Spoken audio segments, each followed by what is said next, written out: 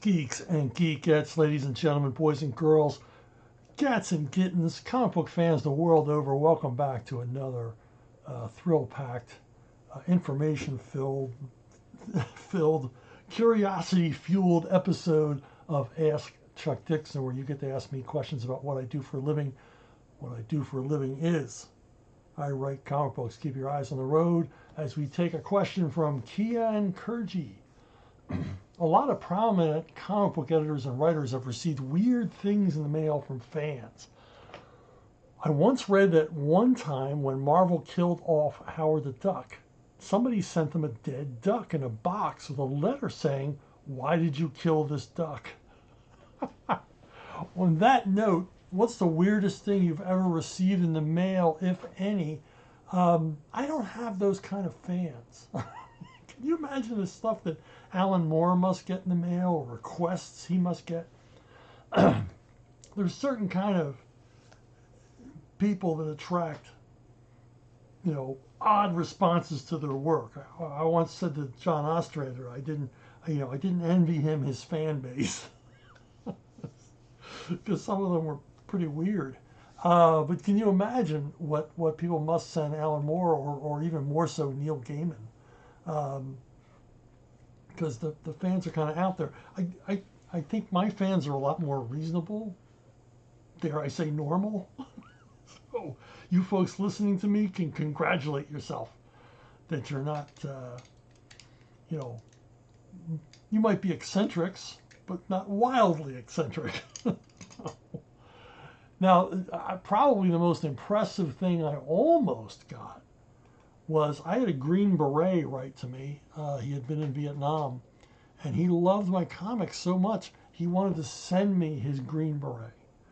And I hastily wrote back to him and said, no, please, please, please, please, please, no, no, no. You earned that. I don't want that. I mean, I would be honored. It'd be really, really flattering and cool to have someone's Green Beret, but I didn't earn it. I did nothing. I'm just a silly comic book writer. I make violent stuff up. I don't actually get involved in any kind of violence. I'm not putting my life at risk the way this guy did, not only in combat, but in training. I mean, Green Beret training is crazy. Guys die in Green Beret training. And I wasn't about to accept it. And he very graciously understood. I held my manhood cheap. I wasn't about to take this guy's most prized possession just because I wrote a comic book he liked. I'm perfectly happy to keep on writing comic books he liked without that kind of honorarium.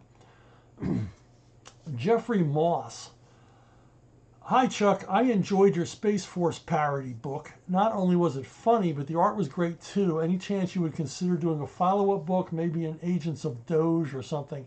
That'd be fun. For those of you who didn't know about Trump's Space Force, when Trump, back in his first term, announced Space Force was officially going to be a thing, I just put out a call on Facebook and said, hey, who wants to do a Trump Space Force comic book with me?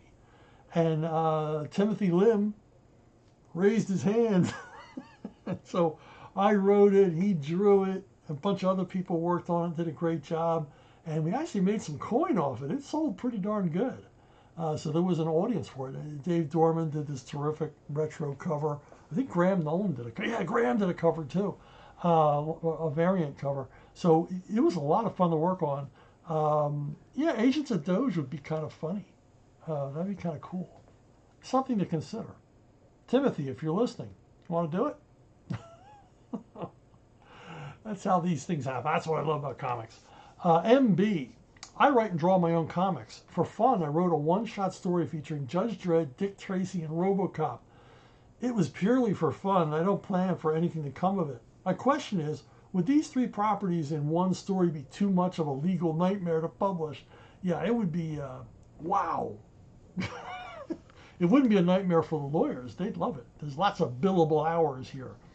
And I'll tell you, just from my own experience, I bet you King Features, who own Dick Tracy, they'd love this. They like anything that brings Dick Tracy, into another, exposes Dick Tracy to a different audience or a new audience. Robocop, I don't know what the ownership of Robocop, I don't know where that stands. Is it Lionsgate, I believe, owns Robocop now? I don't know. And then Judge Dredd. The Judge Dredd people probably be the holdout. Because they can't seem to get out of their own way over there. Although I'm hearing rumors that Amazon might be doing a Judge Dredd series with Carl Urban by the guys who produced The Boys. That's kind of encouraging. I want a Judge Dredd TV series or more movies or anything. I don't care. Cartoon show. I want more Dredd all the time. Big Dredd fan.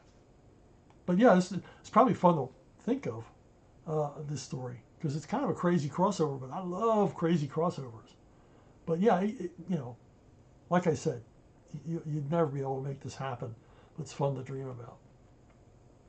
Brandon Woodall. What exactly makes a story pulpy? The term pulp fiction originated from the late 19th and early 20th centuries, referring to stories published in pulp magazines across various genres. While pulp originally described the cheap paper these magazines were printed on, the term persists today long after the magazines disappeared. Given this, I find myself asking what defines a pulp story at its core, and I think pulp stories, to paraphrase P.G. Wodehouse, are just written by writers who just, sit down to write and just don't give a damn. They've got a word count to meet, there's money involved, and they just go nuts. So a pulp story has, to my mind, has some degree of the fantastic to it, maybe a little seedy, maybe a little tawdry, definitely lots of violence, sex, or at least the hint of sex in the stories. And, the men are tough, the women are tougher. That's what makes the pulp. There's absolutely no pretensions to literature. These guys who did the pulps and later on, the paperback originals, the men's adventure stuff and westerns and all of the 70s, that's all pulp. It was cranked out in quantity, and some of it's good, some of it isn't, most of it isn't, but that's Sturgeon's law. 90% of anything is crap. So, but yeah, I think a pulp story today, if someone were to say to me, go pulp on the story, I would just go nuts.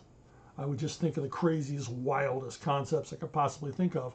And if you've ever read old pulps from the 30s, they fit that bill.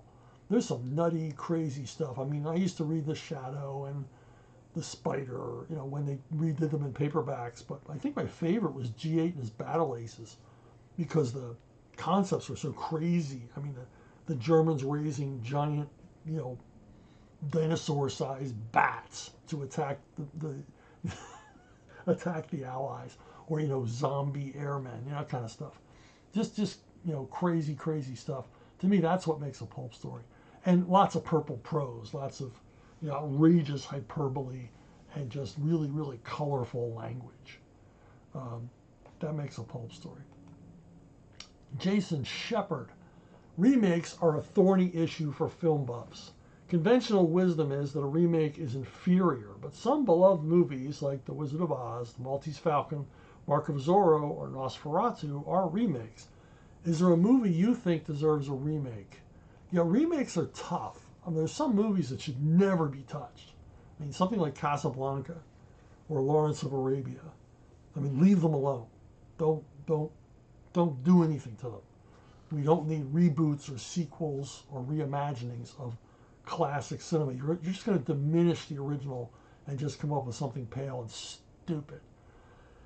That said, classics like Wages of Fear, great French, adventure, jungle romance, tough guy flick, long considered a classic, transformed into Sorcerer by William Friedkin. And as much as I love Wages of Fear, Sorcerer is amazing. It's an amazing movie. And so, my initial reaction probably would have been, no, don't come up with a new story. Don't remake a classic of French cinema. But William Friedkin, he had a vision, and I can't argue with it. Unfortunately, there's not a lot of William Friedkins left out there in the world to do any kind of remakes like that, to actually um, not improve, but give their own interpretation of the same story. Now, some stories lend themselves. A Star is Born gets remade every single generation. Every generation has their Star is Born. I mean, the one in the 30s, the one in the 50s, the one in the 70s, and then there was one just recently with Bradley Cooper and Lady Gaga. So, that's an easy one to bring back. Um, but some shouldn't be touched. Now, movies I think deserve a remake. There's a movie from the, I guess, early 80s, maybe 80, 81, maybe earlier, called Under the Rainbow. And it's not a good movie, but the premise is terrific. You mentioned Wizard of Oz. Under the Rainbow is set during the filming of Wizard of Oz at the MGM Studios. And Chevy Chase plays an FBI agent assigned to the film production because they've gotten intelligence that one of the dwarves, now if you know anything about the Wizard of Oz, they hired dwarves from all over Europe to play Munchkins. The FBI learns that one of these dwarves is a Nazi saboteur. And Chevy Chase has to go, undercover in the film world in order to find out which dwarf is the Nazi spy or saboteur. It's a great premise. The movie's awful. Absolutely. It's not funny, even for a minute. It tries so hard to be funny. It just comes off stupid. And but I think a really funny movie, a fun, lighthearted romp kind of flick could be made of that. And I think that's where you should go with remakes. You should remake things that didn't come up to snuff at the time they were made. Movies that had a great premise but didn't live up to it in a time period for one reason or another. And one of them is Damnation Alley. Damnation Alley is the most simple premise in the world. It's post-nuclear war. The whole Earth is irradiated, except this one strip of land across the United States called Damnation Alley. And George Papard and J. Michael Vincent and I think Jackie Earle Haley's in it. And they in order to survive, they got to get out of where they are. And I forget why they have to do this, but they have to travel across the United States along Damnation Alley. It's based on a novel by Roger Zelazny. And it's got, mutant ants and all kinds of craziness in it. And of course, wild nomadic tribes a la Mad Max before there was a Mad Max. And the movie it's not good. The best thing in the movie is the vehicle, which if you're watching this, you can see the Landmaster. It's just an awesome vehicle, but the movie's not good. It's very uneven. A lot of the special effects are simply wretched. And the cast is doing the best they can, but it's junk. But it's got such a great premise. Certainly worthy of a remake.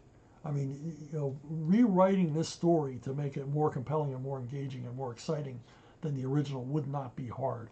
Another one is Logan's Run. Logan's Run, it's okay. It's a 70s movie. I would like to see it remade, and I would like to see them return closer to the premise of the original novel. Now, if you know anything about Logan's Run or don't know anything about Logan's Run, I'm about to tell you. Logan's Run is set in a future where they're concerned about overpopulation, as everybody seemed to be back then. That didn't happen. And in order to battle overpopulation in these enclosed enclave cities, you're only allowed to live to 30. And when your 30th birthday, they come and get you. There's this symbol in the palm of your hand. It turns color, and you have to go to the carousel. At the carousel, you die. And Michael York and some other guy's name I can't remember. Richard Jordan. They play these cops who basically hunt down people who try to escape the system. And definitely worthy of a remake. Although I would make it closer to the novel. In the novel, the age of 21 was the cutoff date. And I think that would make for a much better movie. And, could definitely be done. And wouldn't even have to be done on the huge budget scale he did it in the 70s. I think you could you could phone this one in for about 10 million and make a hell of a movie. It's a great suspense premise, and then jettison all the stupid crap the movie came up with. So, Jolly Green is here with a question. A while back, you had teased a new character named Black Warrant. He had a cool trench coat, mask, and a shotgun. Whatever happened with that? Well, it's in the works. I wrote it. I wrote 5 issues, but it's going to be published as a graphic novel. It's going to be like 150, 160 page graphic novel. And it is completed. The artist, we knew going in, the artist was going to take a while. He sort of got to this project in between other projects. And we knew we'd have to wait patiently. But as you can see, if you're watching this, the art's terrific. And what Black Warrant is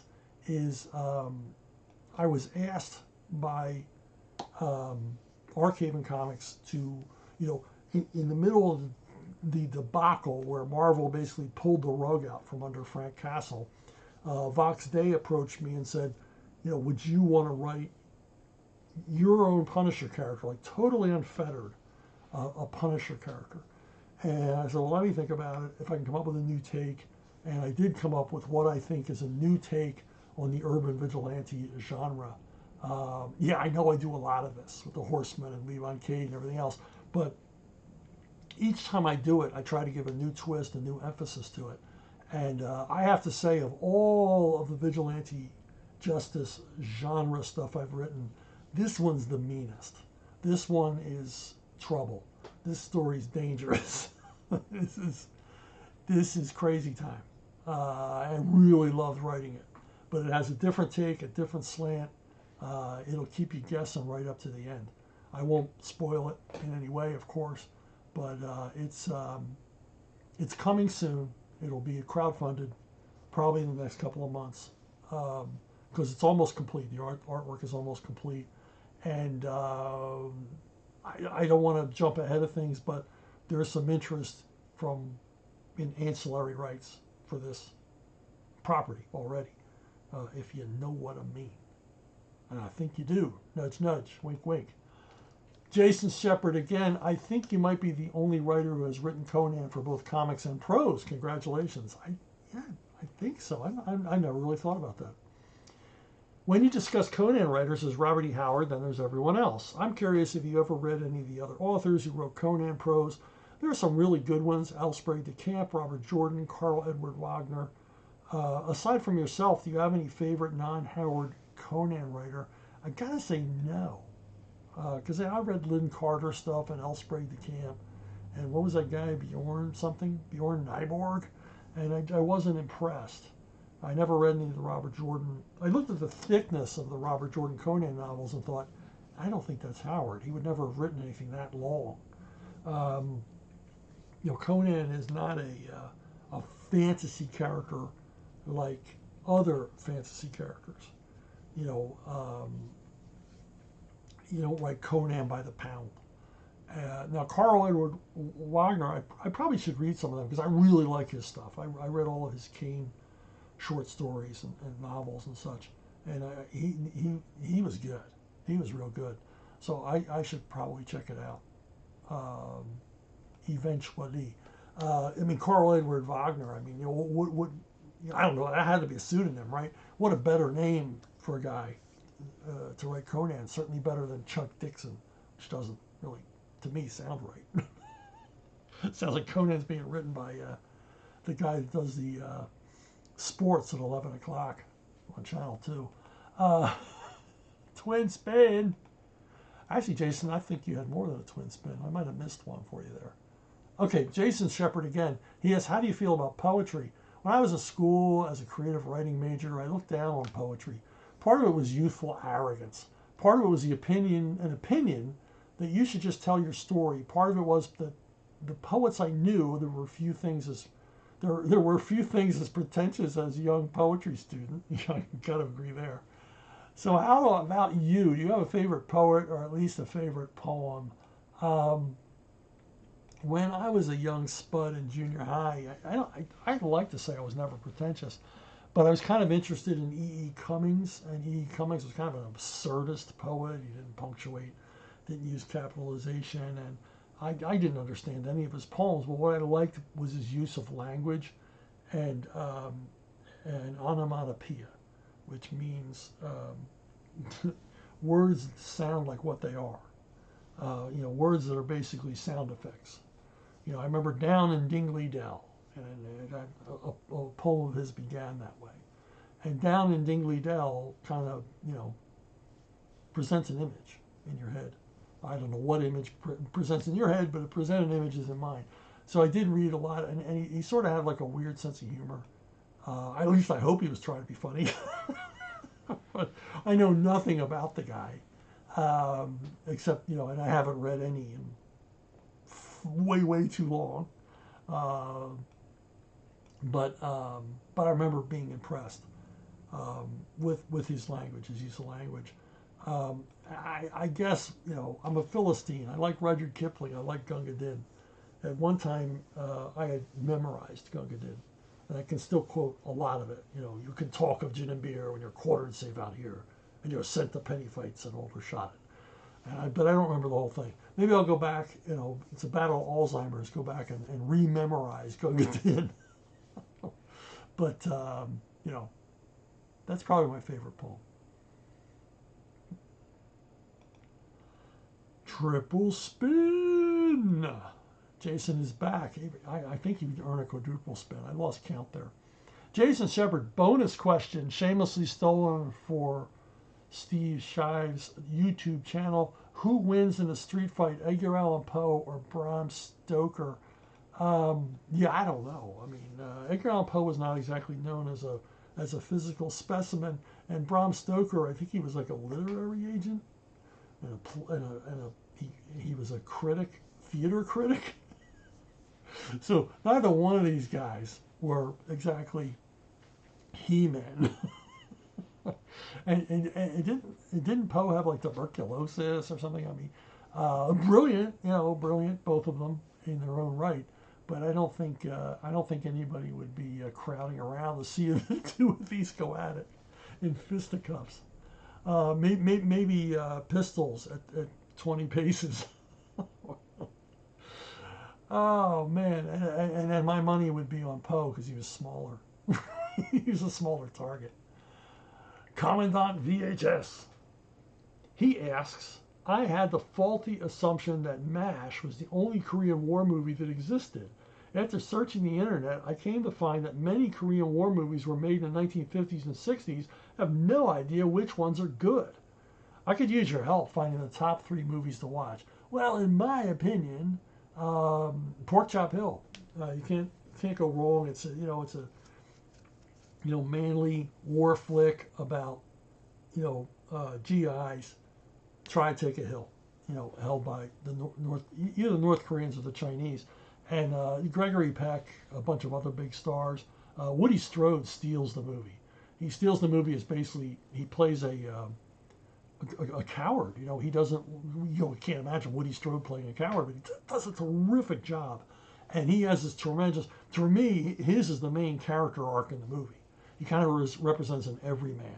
A soldier's first time in combat, you're freaking terrified, and then you've got to work to get over that. You've got to find a reason to get up and fight. I mean, it's a good movie. Probably shot in Southern California. And largely, I mean, it's no wonder you thought that MASH was the only Korean War flick, because the Korean War, they called it Forgotten War for a reason. It only lasted 2 years. It lost a lot of men. It was a brutal, vicious war for the most part, and engaged a lot of troops from all over the world, because it was supposedly a United Nations action, even though the Americans did the bulk of the fighting. Another good one is The Hunters. It's a Korean War aviation flick with Robert Mitchum and Robert Wagner, I think. It's based on a terrific novel, and it's a good one. It's a good one. If you've ever seen the movie, now it's slipping my mind. The John Milius movie about the aircraft pilots in Vietnam War. That movie owes a lot to this one. Boy, why can't I think of that damn movie? Anyway, Had Willem Dafoe in it, and Brad Johnson, Roseanne Arquette, Danny Glover. You're all screaming out the name at me now, but I can't hear you. So anyway, the Hunters, Mitchum, usual, terrific job. And the air war in Korea was pretty cool stuff. Very cool stuff. You know, MiGs versus F-86 Sabre jets and Panther jets and all that jazz. And of course, had the full cooperation of the U.S. Air Force and the U.S. Navy and all that. But pretty cool movie. Another one, which a lot of you may never have heard of, is A Hill in Korea. And it's got, I think it's Stephen Boyd in the lead. It's about British troops in Korea. And it's a great small unit action film. And it puts across, I don't know where they filmed this. They filmed in some desolate place. It does look like Korea.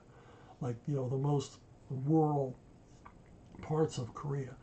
And it's basically about, you know, a small unit, you know, and they get, you know, disoriented and end up biting off more than they can chew. They're facing a Chinese force much larger than themselves, and they draw back to a Buddhist temple and basically fortify it to defend themselves.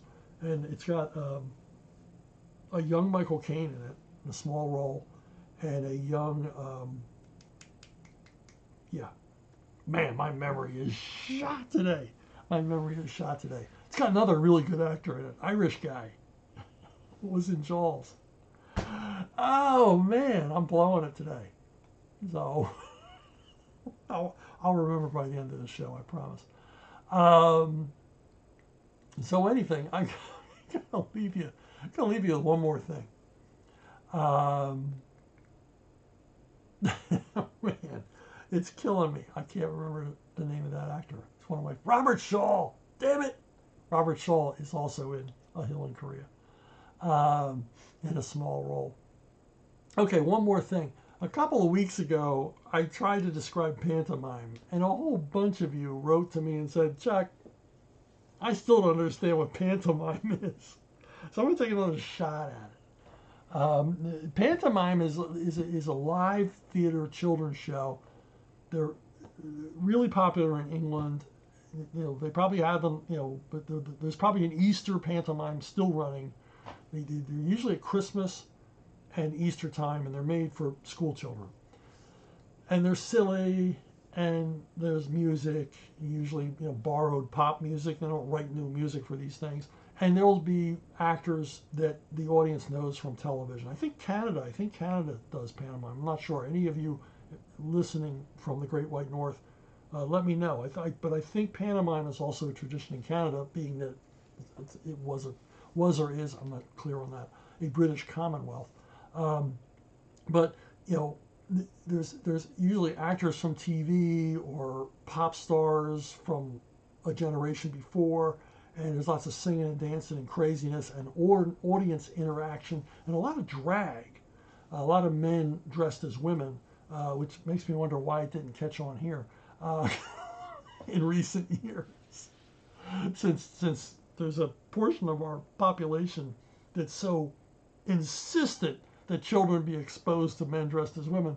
It's a wonder they didn't choose pantomime instead of, you know, storybook hour, because pantomime would have gone down easier, because at least it's theater. So, you know, kids were off from school, and their parents or uncle or aunt, you know, or older siblings would take them on down to the theaters in the West End or local theaters, and they would see these live shows, and, you know, be encouraged to interact with the audience. Probably the most famous pantomime that you know as an American, I'm speaking strictly to my fellow Americans, is Peter Pan. Peter Pan was a novel written by J.M. Barrie, but it was also a pantomime. And it was, you know, and you know, as we know, Peter Pan was played by a woman, so there was, you know, an element of cross-dressing involved. Traditionally always played by a woman. And if you know anything about if you've ever seen a production of Peter Pan, they don't fully, in the United States, when they do a production of Peter Pan, they're always bringing it back to Broadway. They'll do a full production, but they don't do the full pantomime. And really, the only remnant left over from the pantomime is clap for Tinkerbell. When Tinkerbell is supposedly dying, the audience is encouraged to clap their hands for Tinkerbell to bring her back to life. And a lot of pantomime was like that. A lot of pantomime was like that, asking the audience to become involved with the action, to affect what was going on stage. And I thought about it. I thought, well, the closest thing to pantomime that most Americans would recognize is Shrek. Shrek is very much a pantomime, in that it takes established fairy tales, stories we're all familiar with from childhood, traditional stories, sort of stands them on their head and makes them crazy with lots of music and colorful action and just sort of hyperactive stuff going on. So I think Shrek is the closest thing we've ever had to a pantomime in the United States. Now, before we go, I got to remind you, Zaylin, Joe Bennett and I created Zaylin for Rippaverse. He's still out there. You can still order it. It's the badass space-going cosmic hero of the Rippaverse, and I know you're going to dig it. Also out there as well, Horseman #1, the first of a ongoing series of the Horsemen. Once again, Joe Bennett. My primary job at Rippaverse is to keep Joe Bennett busy. It's the greatest job in the world. Love working with Joe. So Horseman is still out there for ordering, 4 variant covers and all kinds of tchotchkes and really, really cool poster, t-shirts, all the rest. So you might want to head over to Rippaverse and check that out. I will provide the links here with the video. And it's from your good friends at the Rippaverse. Like a good neighbor, Rippaverse is there. Hey, if you want to get a hold of me with questions, suggestions, ask me once again about pantomime. For those of you who didn't understand my second shot at an explanation, contact me at brunobookstore@gmail.com. brunobookstore@gmail.com is the most reliable way to reach me with your questions, suggestions, and all the rest. I want to thank everybody. Terrific questions this week. As always, I have the most thoughtful and, as I said earlier, normal fans in comics. So, until next time, thanks for listening, thanks for watching and liking and subscribing and all the rest. And I will see all of you, I hope, down the road.